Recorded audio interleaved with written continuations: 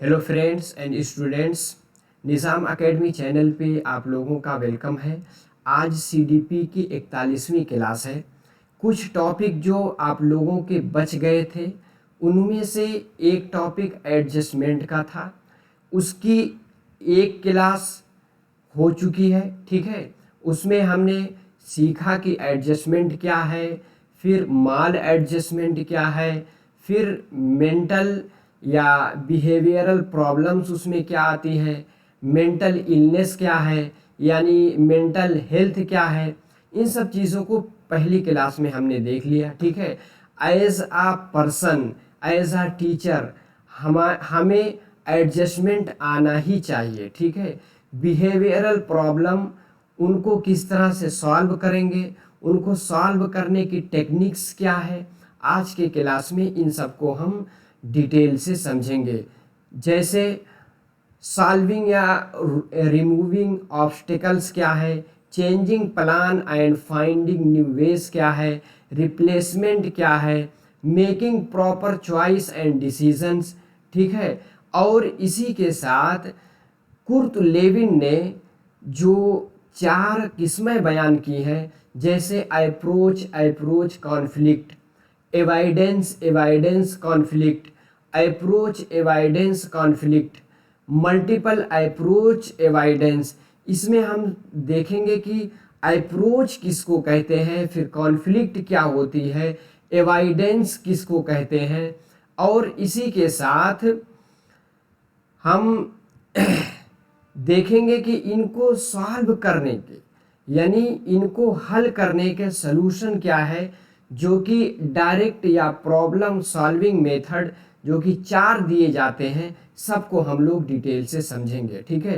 Class थोड़ा सा लंबी होगी, लेकिन अगर इन सब चीज़ों को आप समझ लेते हैं तो अपने डेली लाइफ में इसका यूज़ करके एक अच्छी पर्सनालिटी अपने अंदर ला सकते हैं, ठीक है। चलिए, तो इसको अगर आप उर्दू मीडियम में देखेंगे, उर्दू की किताबों में ये टॉपिक नया है, जल्दी नहीं मिलता है, लेकिन अब सीडीपी की उसमें चाइल्ड डेवलपमेंट पेडागोजी के सिलेबस में ये नया टॉपिक अब दाखिल कर दिया गया है, ठीक है, जिसको हम एडजस्टमेंट के नाम से जानते हैं। देखिए, एडजस्टमेंट है, इसमें बिहेवियरल प्रॉब्लम्स क्या क्या आती हैं, ठीक है, उसको हम समझेंगे। मेंटल हेल्थ और एडजस्टमेंट, मॉल एडजस्टमेंट पहली क्लास में हमने देख लिया, ठीक है। अब एक क्लास और बचेगी, डिफेंस मैकेनिज्म, जो कि तकरीबन 10 से 11 मैकेनिज्म है, उनका माना समझेंगे, ठीक है। और उनकी इस्तेलाह भी समझेंगे कि किस तरह से यानी किस सिचुएशन में कौन सी टर्म यूज़ होती है, ठीक है। चलिए, तो बहुत ही अहम टॉपिक है, इससे सवालात आपके पूछे भी जाते हैं। तो चलिए एक एक करके हम लोग देखते हैं। आपने अपना सिलेबस देख लिया, उर्दू की 7 क्लास हो चुकी है इस साल, ठीक है, यानी अब की बार। उसमें से आखिरी क्लास मैंने मैराथन लिया है, और अभी 2 महीना पहले मैंने जो क्लास ली है उर्दू की, उसमें आपको 15 क्लासें मिलेंगी। मैराथन मेथोडोलॉजी मैंने पढ़ाया है, प्लेलिस्ट में जाकर देख सकते हैं। इसी के साथ सीडीपी की आज 41वीं क्लास है, ठीक है। इसकी प्लेलिस्ट है सीडीपी फॉर टीजी टेट 2025 करके, एक एक वीडियो आप देख सकते हैं। अगर आपको इसी के साथ इंग्लिश की भी वीडियो आपको मिल जाएगी प्ले लिस्ट में, ठीक है। तो 3 सब्जेक्ट की इस चैनल पे आपको मिल जाएगी। वीडियो ख़त्म होगी तो आप कमेंट बॉक्स में बताइएगा आपको क्लास कैसी लगी। लाइक ज़रूर कीजिए और शेयर कर दीजिए। आपका कोई भी ग्रुप हो, चाहे आप बीएड के हों या डीएलएड के स्टूडेंट, मेरे कहने से अपने कॉमन ग्रुप में भेज देंगे तो आपके और साथी फ़ायदा उठा सकेंगे। इसी के साथ चैनल को सब्सक्राइब ज़रूर कीजिए, ताकि वीडियो अपलोड होगी नोटिफिकेशन मिल जाएगा। ऊपर निज़ाम एकेडमी 22 करके टेलीग्राम चैनल है, वहाँ आपको ज़रूरी चीज़ें, इसी के साथ वीडियो की लिंक वहाँ से मिलती रहती है, तो आप ज़रूर इसका हिस्सा बन जाएं। इसकी लिंक डिस्क्रिप्शन बॉक्स में है, उस पर क्लिक करके आप जुड़ जाइए, ठीक है। और मज़ीद इसी के साथ अगर कुछ और आपको हेल्प चाहिए, नोट वगैरह चाहिए, तो आप हमें मैसेज कीजिएगा, ठीक है, मेरे व्हाट्सएप नंबर पे। अगर प्लेलिस्ट नहीं मिल रही उसको भी मैं भेज दूंगा, ठीक है। 9873603812, ठीक है। तो बिहेवियरल प्रॉब्लम में सबसे पहले हम कॉन्फ्लिक्ट को समझेंगे। कॉन्फ्लिक्ट का लुग़वी माना उर्दू ज़ुबान में अगर आप देखेंगे तो उसको कहते हैं तसादुम या झगड़ा, क्लैश, ठीक है।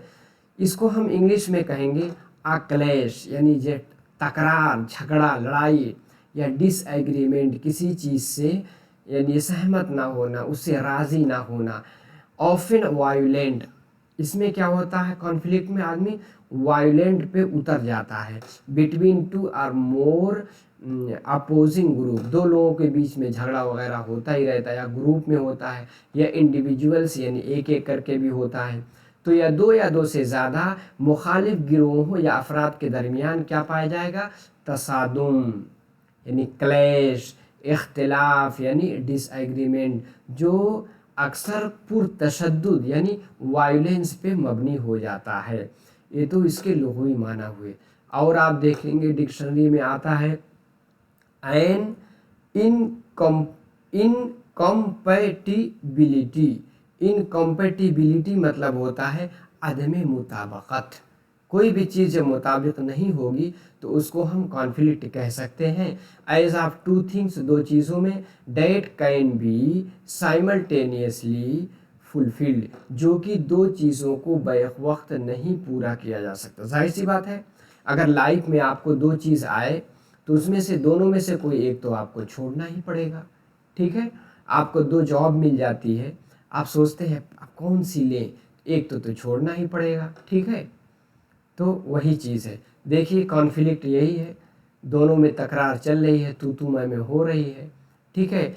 और टाइप्स ऑफ कॉन्फ्लिक्ट जब यानी तसादुम की किस्में, इसको कुर्ट लेविन ने मोटिवेशनल कॉन्फ्लिक्ट जो कि 1935 में इन्होंने पेश किया है, इसमें एक है अप्रोच कॉन्फ्लिक्ट, एवाइडेंस कॉन्फ्लिक्ट, और approach avoidance conflict, multiple approach एवाइडेंस, ठीक है।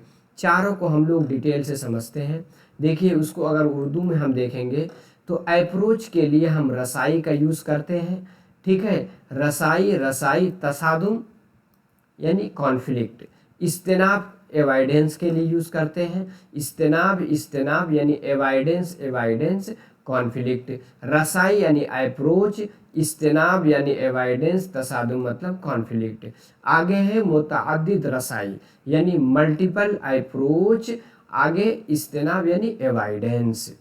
अब हर एक को समझते हैं। सबसे पहले हम समझेंगे अप्रोच किसको कहते हैं, यानी रसाई किसको कहते हैं। अ वे ऑफ डूइंग और थिंकिंग अबाउट समथिंग, किसी चीज़ के बारे में सोचना या करने का तरीका क्या है, अप्रोच कहलाता। कहते नहीं है यार ये मैटर का, जैसे आपके गांव में आपके इलाके में मोहल्ले में नाली ख़राब है तो आप किससे कहेंगे, जो बल्दिया वाले हैं यानी म्यूनिसिपल वाले, उससे आप जाकर कहेंगे। अब बगल में लोगों से कह रहे हैं, पुलिस आ रही उसको कह रहे हैं, तो कोई कहेगा यार सही अप्रोच इख्तियार कीजिए, जो कंसर्न पर्सन है वहाँ तक आप कंप्लेन कीजिए। तो यही है अ वे ऑफ डूइंग या थिंकिंग अबाउट समथिंग। यह कहा जाता है an act of coming near in character और वैल्यू एन अप्रोक्सीमेशन, किरदार या कद्र के करीब आने का अमल, एक तखमीना यह है, क्या है, अप्रोच, ठीक है। अप्रोच किसी भी चीज़ को करने या सोचने का तरीका अप्रोच कहलाता है, ठीक है। जैसे आप बच्चों को पढ़ाने के लिए अच्छा अप्रोच इख्तियार करेंगे, मतलब पहले प्रिंसिपल से मिलेंगे, अच्छी क्लासरूम मांगेंगे, फिर जो मॉडर्न टेक्नोलॉजी पे हो यानी उसमें प्रोजेक्टर वगैरह हो, तो उसी को आप कहेंगे अप्रोच। एक आता है एवाइडेंस मतलब इज्तिनाब, किसी चीज़ से बचना, इसको हम कहेंगे an act of practice avoiding, किसी चीज़ से बचने की प्रैक्टिस, और विद ड्रॉविंग फ्रॉम समथिंग, यानी किसी चीज़ से पीछे हट जाना। The act of dismissing a person, किसी शख्स को डिसमिस कर देना, ये भी एविडेंस के अंदर आता है। या the act of quitting a position, कोई एक पोजीशन, कोई एक मर्तबा था उसको आपने छोड़ दिया, तो क्या कहेंगे, आपने एवॉइड किया। ठीक है। अब जिन्हों कुर्ट लेविन ने 1935 में जो चारों दिए हैं, एक एक करके हम लोग समझ लेते हैं। अप्रोच कॉन्फ्लिक्ट, आपके पास दो अप्रोच है, दो रसाई है, उसमें क्या है, कॉन्फ्लिक्ट यानी लड़ाई है, झगड़ा है, तसादुम है। जैसे इसमें क्या है, लीस्ट स्ट्रेसफुल, कम आदमी के अंदर तनाव होता है। जैसे मान लो आपने एसएससी का एग्ज़ाम दिया, उसको भी क्लियर कर लिया, आपने रेलवे का आरआरबी का एग्ज़ाम दिया, उसको भी क्लियर कर लिया, बैंक का एग्ज़ाम दिया, उसको कल क्लियर कर लिया। अप्रोच सब है, यानी रसाई हर जगह तक पहुंच गई, लेकिन आखिर में कॉन्फ्लिक्ट यानी तसादुम है कि कौन सी नौकरी लें।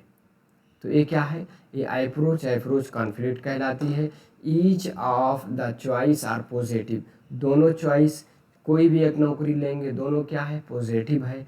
Usually resolve by making a decision, आखिर में आप डिसीजन लेंगे कि चलो यार, बैंक की नौकरी के लिए लोग अलग अलग कहते हैं कि बैंक की नौकरी हराम ऐसी वैसी है, चलो मिनिस्ट्री वाली नौकरी ले लेते हैं, या रेलवे में ले लेते हैं।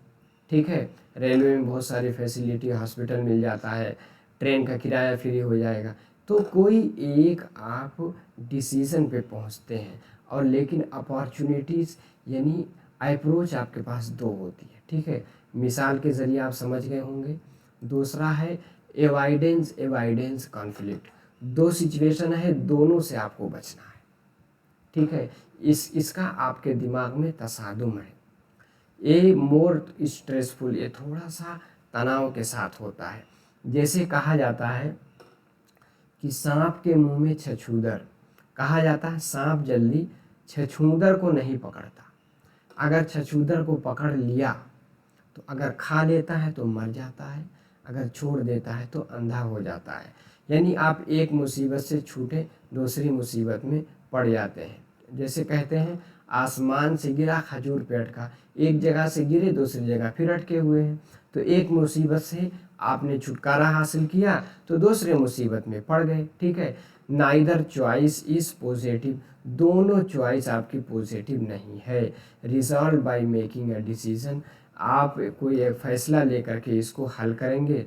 ठीक है, जैसे आसमान से गिरा खजूर पेड़ का। ठीक है, दोनों सिचुएशन है, दोनों से आपको बचना है। ठीक है, जैसे आपने मिठाई देखी, आपके पास मिठाई भी है चाय भी है, तो दोनों से आपको बचना है। मिठाई खाएंगे तो क्योंकि आपको डायबिटीज़ है, तो बाद में आप एक सलूशन ले लेंगे, चलो चाय पी लेते हैं लेकिन चीनी बहुत कम डालिएगा, तो कोई एक डिसीज़न को आप पहुंच सकते हैं। ठीक है, नंबर 3 क्या है, अप्रोच एवाइडेंस कॉन्फ्लिक्ट। अप्रोच यानी रसाई, एवाइडेंस मतलब होता है इज्तनाब, कॉन्फ्लिक्ट इन दोनों के बीच में एक आपका तसादुम है। जैसे occurs when a choice has both positive and negative aspect, कोई ऐसी चीज़ ले रहे हैं जिसके दोनों एस्पेक्ट हैं, फ़ायदा भी है नुकसान भी है। जैसे स्वीट खाना है, मिठाई खाना है क्योंकि पसंद है, स्वीट्स नहीं खानी है क्योंकि शुगर है। अप्रोच यानी आपको मिठाई मिल रही है लेकिन एवॉइड इसलिए कर रहे हैं क्योंकि आप शुगर पेशेंट हैं, शुगर लेवल बहुत ज़्यादा बढ़ा हुआ है। तो इसमें क्या है, आपके अंदर कॉन्फ्लिक्ट पाया जा रहा है, यानी तसादुम है। आगे है मल्टीपल अप्रोच एवॉइडेंस कॉन्फ्लिक्ट। बहुत सारे आपके पास अप्रोच है लेकिन उसमें से एक ही तो लेंगे, इसलिए दिमाग में तसादुम होता है। ए मोर कॉम्प्लेक्स फॉर्म होता है, each of सिविरल alternative course of action has its advantage and disadvantage. आपको बहुत सारी नौकरी मिल गई, फॉर्म भरा, 4-5 नौकरी मिल गए, मल्टीपल अप्रोच है। लेकिन उसमें से किसी एक ही को आप सिलेक्ट करेंगे। मान लो टीचिंग की जॉब मिल गई आपको, अपने स्टेट ही में मिल गई, तो आप रेलवे की, एसएससी की, बैंक की सारी नौकरी छोड़ के टीचिंग में, कहेंगे टीचर एक जो है रिस्पेक्टेड फुल जॉब है। तो क्या है, कई जॉब अगर मिल रही है, सबके एक फ़ायदा नुकसान है। आप मल्टीपल अप्रोच है उसमें से एक को अख्तियार करके और दूसरों से एवॉइड करेंगे, तो यही आपका कॉन्फ्लिक्ट होता है। ठीक है, अब हम मेथड्स ऑफ एडजस्टमेंट मैकेनिज़्म, यानी इनको हल करने के तरीके क्या हैं। 2 तरीके हैं, एक डायरेक्ट या प्रॉब्लम सॉल्विंग मेथड, एक इनडायरेक्ट या डिफेंस ओरिएंटेड मेथड। ठीक है, पहला क्या है, डायरेक्ट या प्रॉब्लम सॉल्विंग मेथड। ठीक है, डायरेक्ट या प्रॉब्लम सॉल्विंग मेथड की 4 किस्में आती हैं। सॉल्विंग और removing obstacle, changing plan and finding new ways, replacement या making proper choice and decision. 4 तरह से हम डायरेक्ट तौर पे कोई चीज़ हल करेंगे। मिसाल लेते हैं, सॉल्विंग या रिमूविंग ऑब्स्टेकल, जैसे आजकल आप सोशल मीडिया के बहुत सारे प्लेटफॉर्म आप देख रहे हैं। आपने इंस्टाग्राम भी अपने मोबाइल में रखा है, और इसी के साथ क्या रखा है, फेसबुक, मैसेंजर। उसमें क्या है, आप देखते हैं फेसबुक से दोस्ती हो गई, लेकिन पढ़ने के अलावा 2-2 4-4 घंटा आपको आपका रील देखने में चला जाता है। ठीक है, या आपकी फ्रेंडशिप है, हमेशा चैटिंग करते रहते हैं फेसबुक पे, इंस्टाग्राम पे, और लड़ाई भी होती रहती है, और डेली आपका 6 से 7 घंटा बर्बाद होता है। ठीक है, तो आप उसको सॉल्व कैसे करेंगे। सॉल्व करने का तरीका ये है, आप कहेंगे भाई देखो डेली डेली बात नहीं करेंगे, महीने में या 15 दिन में एक बार या हफ्ते में एक दिन बात कर लेंगे। तो क्या है, ये जो ऑब्स्टेकल, आपको जो बाधाएं आ रही थी, जो रुकावटें आ रही थी, उसका हल आपने निकाल लिया। या रिमूविंग, या जो इस तरह के प्लेटफॉर्म है जैसे इंस्टाग्राम, फेसबुक, उसको डिलीट ही कर दिया। तो क्या है, सॉल्विंग या रिमूविंग ऑब्स्टेकल करके आप चीज़ों पे फतह पा सकते हैं। नंबर 2 क्या है, changing plan finding new veg. आप जो है रात दिन मेहनत करके सिविल सर्विस आईएएस के लिए जुटे हुए हैं। आपने चारों अटेम्प्ट कर लिया, लेकिन आप सिविल सर्वेंट नहीं बने। कभी प्री निकल गया तो मेन में छट गए, कभी मेन भी निकल गया तो इंटरव्यू में छट गए। तो अब क्या ज़रूरी है कि उसकी वजह से आप डिप्रेशन में चले जाएं लाइफ में? नहीं, आपने चेंजिंग प्लान, आपने अपना प्लान बदला कि चलो यार बीएड करते हैं, बीएड करके टेट निकालेंगे, टेट करके डीएससी क्लियर करके एक टीचिंग की जॉब ले लेंगे। क्या है, प्लान चेंज कर लिया, नए रास्ते पे पहुंच गए। ठीक है, मिसाल अच्छी लगी ना, इसलिए मैं इसकी यानी टेट डीएससी की मिसाल लाया ताकि आपको चीज़ें समझ में आ जाए। तो इस तरह से आप परेशानी हल कर सकते हैं। रिप्लेसमेंट, जैसे मिसाल वही है कि आप जो है सिविल सर्विस में या जज बनना चाहते थे। ठीक है, आपने जज का कई मरतबा एग्ज़ाम दिया, ठीक है, लेकिन नहीं हो पाया। सिविल सर्वेंट का एग्ज़ाम दिया, नहीं हो पाया।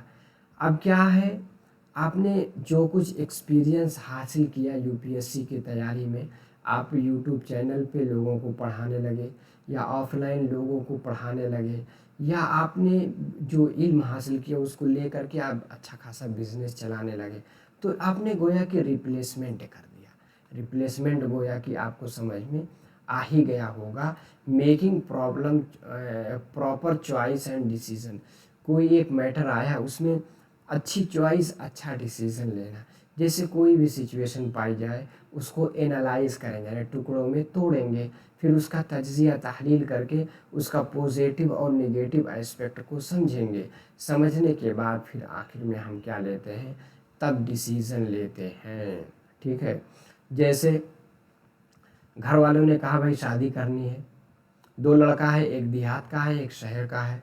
अब बताइए, दोनों के पॉजिटिव निगेटिव है, जो आपको डिसीज़न लेना हो ले लीजिए, ठीक है। बहुत गौर फिक्र के बाद आपने कहा ठीक है, हैदराबाद जैसे शहर में अगर कोई लड़की की जॉब है तो उससे हम शादी कर लेंगे, ठीक है। लेकिन जो अगर कोई बाहर कुरनूल सिटी में या विजयवाड़ा में या वरंगल वगैरह के आसपास, ठीक, काजीपेट में या दूर कहीं रहता है, तो हम उसको थोड़ा सा एवॉइड करेंगे। एनालाइज करने के बाद भाई वहाँ कौन जाकर रहेगा, मेन कैपिटल में, मेट्रोपॉलिटन सिटी में आता है हैदराबाद, हैदराबाद में अगर कोई सेट है तो उसको ज़्यादा हम प्रेफर करेंगे, ठीक है।